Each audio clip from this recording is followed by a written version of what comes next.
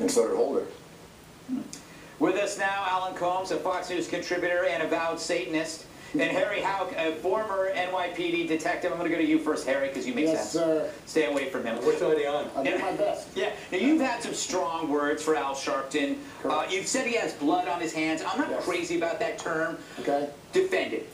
Well, he's the catalyst for this whole thing occurring. Right. I'd say when it all started in Ferguson, he was in Ferguson, decided he was going to start a little fire there, and then throw a little gasoline on it. And when things started to get rough, he moved out. Right. Now, the Reverend Al Sharpton is the great omnipotent one that he thinks he is. All right. Why didn't he go there during those demonstrations? All right, and stop them from burning down half the city? Right. All right. Because he likes to throw flame on the fire, get out, and use that to fill his pockets. Right. He waits until the bad stuff really happens. Sure. You know, and then, of course, jump on the Garner bandwagon. And it's not like it's been a pattern. Like, there hasn't been Freddie's Fashion Mart, or Tawana Brawley, or Yanko Rosenbaum. All these things seem to kind of... 25th Street, and the burning, and the 6 other people that are dead. But it matters, right, Alan? This guy says some bad stuff. Well, it's cumulative, because what happened in Ferguson, as was just pointed out in your last segment, is cumulative. What's happening in New York with Eric Gardner is cumulative. Look, it's absolutely despicable that cops should be killed. This idea that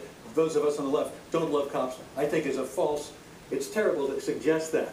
But to say that rhetoric caused it, or to say blood on your hands, should I say that rhetoric by the right wing talk shows caused all the assassination attempts or threats against Barack Obama? These had more assassination threats than any other president. Or that the rights and laced envelopes are because of all the right-wingers on television and radio who say terrible things about him? I mean, you want to blame rhetoric? Oswald wasn't a right-winger. He was a left-winger. The point is, you can't blame everything on rhetoric. And you had Manson family members who tried to kill Ford. Those are left-wingers. The point is, you can't blame... Yeah, right. You know, you can't blame it on... Good liberals. It's not rhetoric that causes it. I've never said it's mental illness. It's rhetoric that's causing that. No, it's mental illness and guns. What the Reverend Al Sharpton does is he plants a seed with his rhetoric out there, okay? And then knowing probably in the back of his head, and of course I'm not as omnipotent as he is, all right, but when he injects race into an argument, all right, when he injects lies into his argument, and then makes these comments about the police department, people out there are taking this stuff very, very seriously, and then this lunatic in Baltimore probably decides, let me make my way up to New York and I'm going to execute 2 cops. All right? That seed was planted by Al Sharpton. It's intellectually lazy to blame Al Sharpton. It's intellectually lazy to say it's rhetoric that caused it. This is a guy at 19 arrests. Why was he still not... The criminal justice system, why was he out of prison?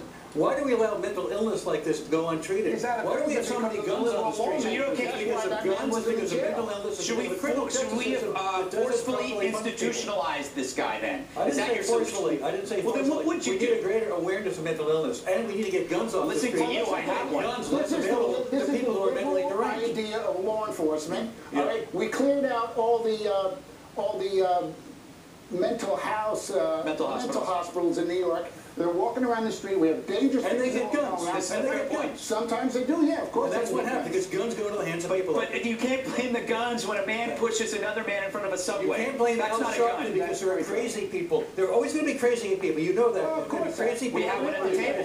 But we don't point at him like that. But we don't need somebody injecting race into something where race had nothing to do with it. And you're injecting politics in when you say it's de Blasio's part, one big lie. it's Obama's fault, it's Sharpton's fault. You're injecting politics. But the difference here, he's not making profit off it. Al Sharpton makes a profit off division, correct? His career is based on making people hate each other, right? No, even the Congressional Black Caucus came out like this. There's hate speech on radio, there's hate speech among conservatives, there's hate speech on all sides, but to blame it on free speech, which we have to protect constitutionally, is exactly the wrong way to go. Yeah, but you don't call fire in a theater. That's not what he did. Well, kind of. I think that's what it is. Let me throw out a suggestion. You know, President Obama has made some supportive noises to the police.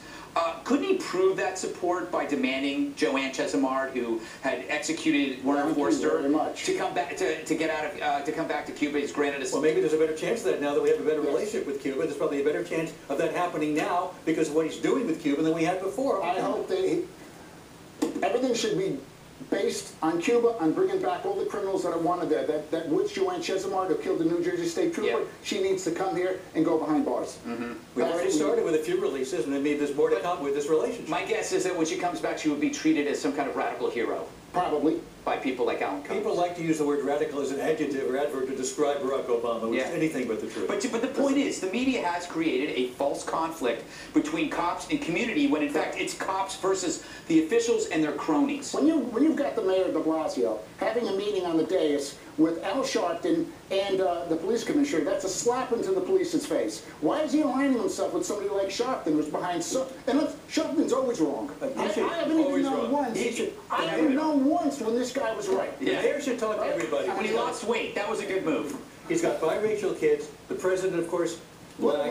You understand, as white people, you don't always understand what the thought is and what the mindset is in the black community. A bunch of white people sitting around trying to understand what the black experience is. All right, you know what? I will give you this point when and you have to admit to. I don't have to admit No, anything. no, you got to admit to me this. When you look out at the protests, you see a lot of white, liberal, upper-class co-eds treating it like it's a spin class or yoga. They go out there just so they can feel good about themselves. They get in the face of cops and they scream at cops because to them it's almost their version of meditation. You want to? That's very funny. You want to take away religious protest? You want to take away free speech? That's what this is about. Nobody's and you saying can't that. blame that for terrible behavior on the part of an insane That's a straw man's arguments from a man who looks like a straw man. All right, Alan, always a pleasure, Harry. Good meeting you. Thank you. Plenty more ahead as the Factor moves along this evening. Dr. Ben Carson on how we repair